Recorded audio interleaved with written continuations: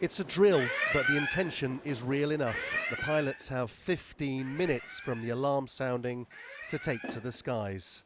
They were scrambled for real 150 times last year to shadow Russian aircraft over the Baltic.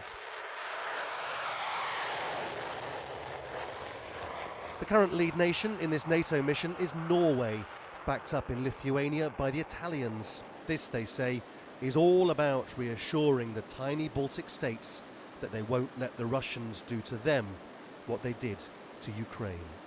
We show them our presence. We show presence by being up there and show them that we are nearby and that we are on alert. We're airborne within 15 minutes, and there's basically show of force and show them that we are here. Lithuania looks at ease, but the government's bringing back conscription to bolster its army. Al Jazeera understands the military here has been wargaming scenarios about a ground invasion as well as an air war. Should they fight the Russians on the streets of Vilnius or in the countryside to protect the capital?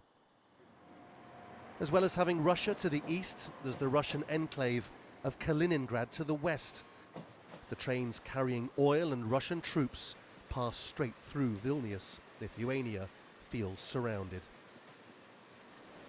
So as well as calling on NATO to defend its skies, this country, with Estonia and Latvia, has now formally requested a standing NATO army of 3,000. That's a real test of NATO's stated commitment to protecting these countries. We are asking to be together with us. If the rotational process will continue on the ground the same as we have the air police mission, it will be good. Of course, the Russians say this is hysterical scaremongering. We asked for, but were refused, an interview with their ambassador in Vilnius. One of their diplomats said to me, "Some people say we have our hand in everything." In propaganda terms, that's no match for NATO's open door policy to journalists.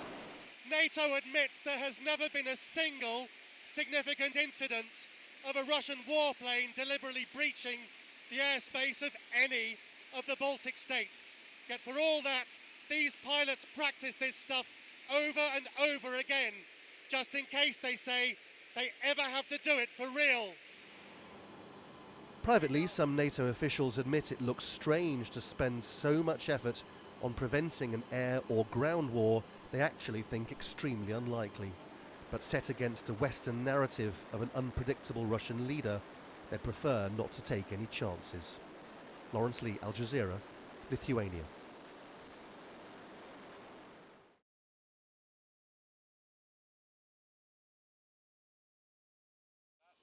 And I'm Lawrence Lee in the skies over Lithuania as NATO increases the rhetoric over the Russian threat to the Baltic states.